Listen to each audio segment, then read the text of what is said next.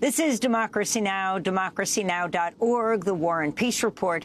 I'm Amy Goodman in Baltimore with Nermeen Sheikh in New York. Jewish Voice for Peace is holding a major conference in Baltimore this weekend. The renowned activist, author and scholar Angela Davis spoke on Thursday night and joins us now in Baltimore. Dr. Davis is the author of many books, including Freedom is a Constant Struggle, Ferguson, Palestine and the Foundations of a Movement. Her other books include Abolition, Feminism Now, Are Prisons Obsolete, and Women, Race and Class. Professor Angela Davis is a distinguished professor emerita at the University of California, Santa Cruz. Amy? So we're here in Baltimore. Thousands of members of Jewish Voice for Peace have gathered for a weekend of workshops and plenary sessions. Dr. Angela Davis gave a keynote last night, and she's joining us right now.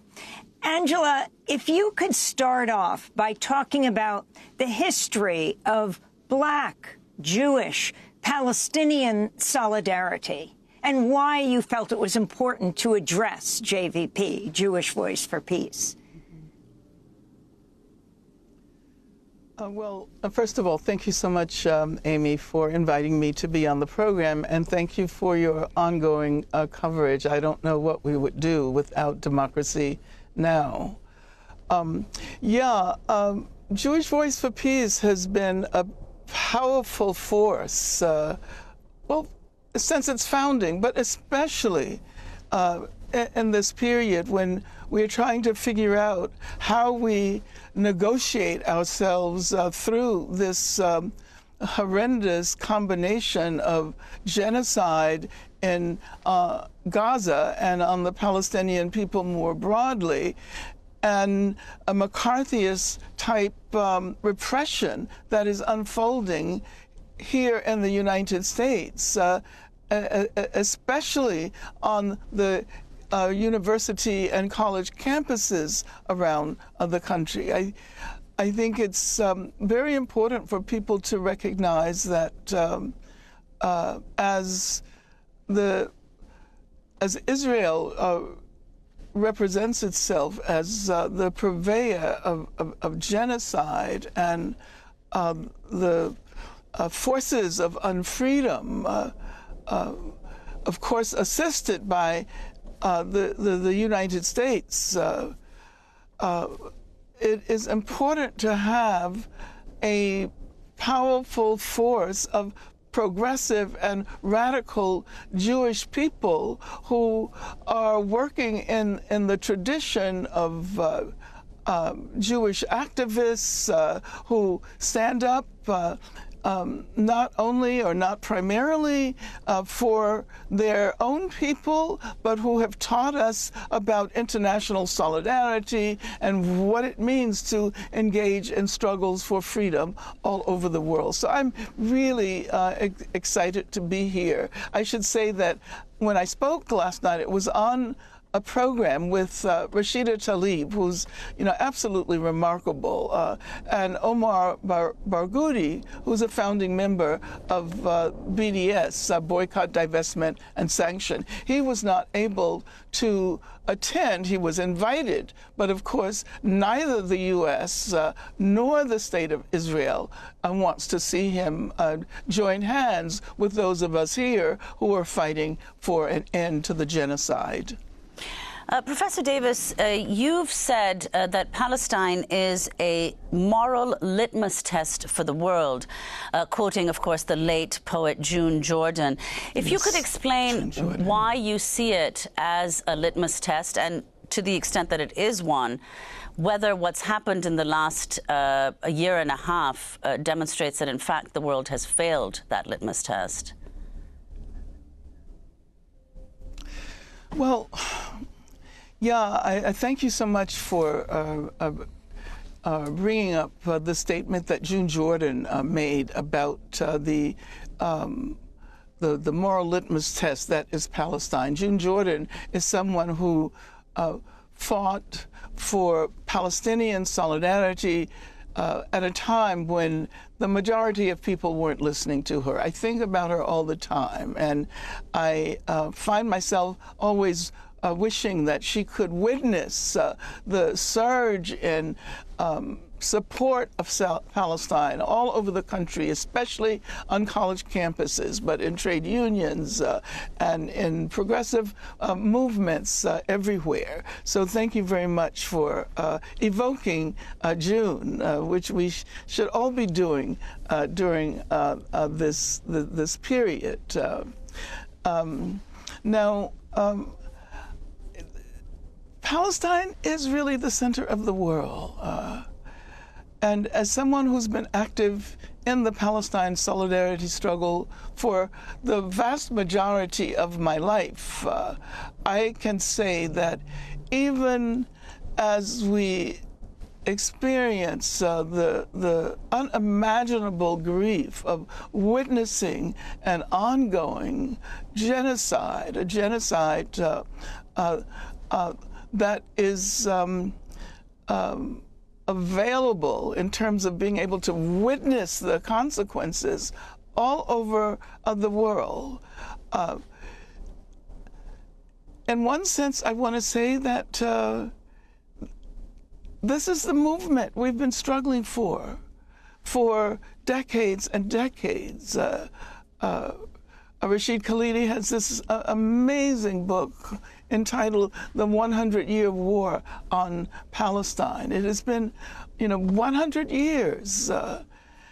And Zionism is such a powerful force, supported, of course, by the U.S. government and its position as the leading capitalist nation state in the world. And Zionism has had such a power that many of us have been disappointed repeatedly over and over again.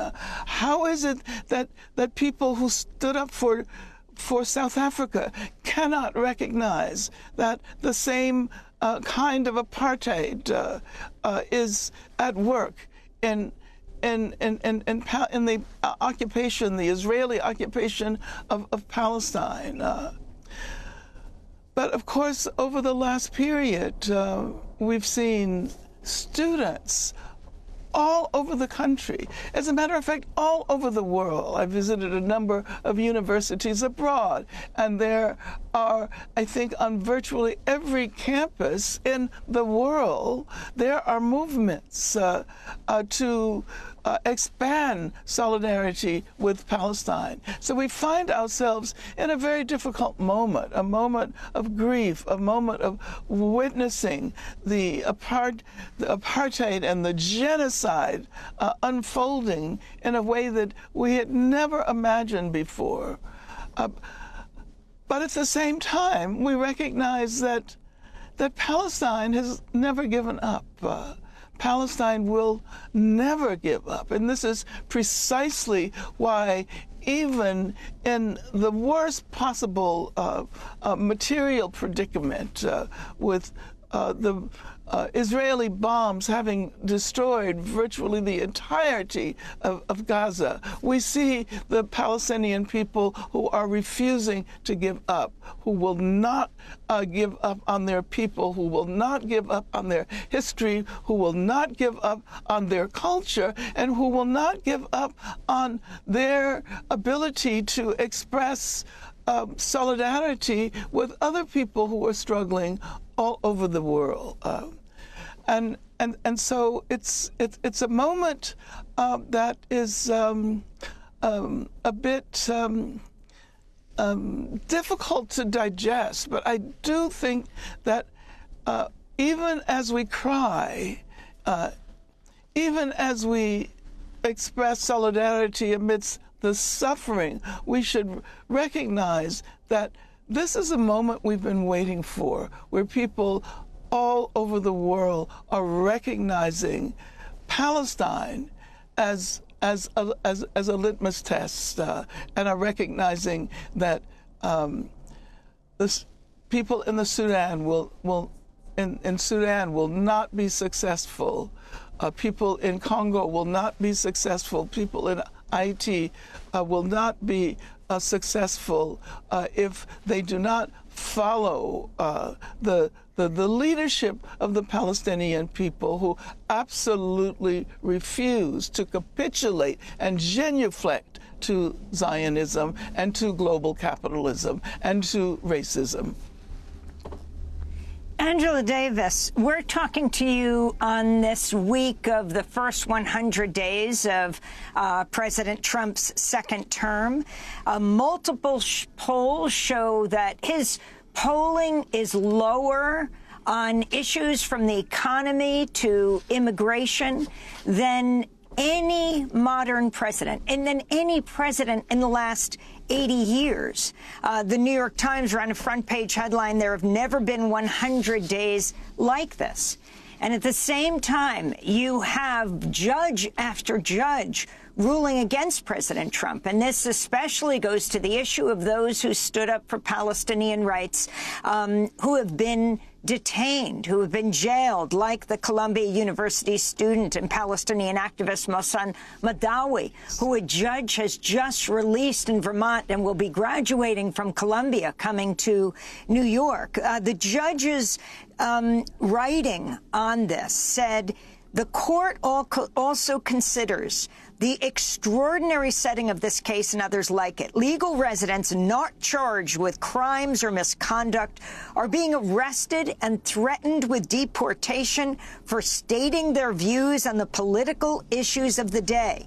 The judge went on, our nation has seen times like this before, especially during the Red Scare and Palmer raids of 1919 and 1920 that led to the deportation of hundreds of people suspected of anarchist or communist views. I'm wondering, are you seeing a sea change at this point? The cratering of the economy, the contracting of the economy, the cratering of the polls, judge after judge ruling against Trump, and hundreds of thousands of people in the streets. What does this say to you, as you've been such a long-time activist, where we all stand now? Well, thank you for that question, Amy. I think it is important to acknowledge that Trump was not elected by a majority of the people in this country. As a matter of fact, more people did not vote for Trump as voted than voted for him.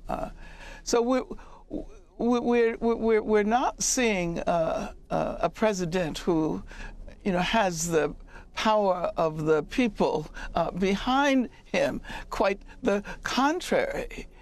And I think that as those of us who are standing for justice and for freedom and for a better future, it's essential to recognize that we are actually in the majority, that we are on the right side of history, that we should follow the example of the Palestinian people and not give up, not succumb to the assumption that this person was elected and therefore he and his people get to dictate the direction of history. Of course, an enormous amount of damage is being done. And we know from the last administration the kind of damage that was done to the court system in this country, for which it will require untold numbers of years to recuperate from that. At the same time, I think that those of us who have been around for a long time recognize that what is happening at this moment does not dictate what is going to be happening tomorrow. Of course, the last 100 days appear to have been an eternity, and And I don't think anyone has ever experienced this kind of horrendous damage being done by a person holding the executive power within such a short period of time. But at the same time, I think we should stand back and look at history and recognize that tomorrow will not be a reflection of what is happening in this moment. That like the Palestinian people and the 100-year war against the Palestinian people, we have to hold strong. We have to engage in resistance, large acts of resistance and small acts of resistance. I am persuaded that in the end, we are the ones who are going to be able to determine the direction of history.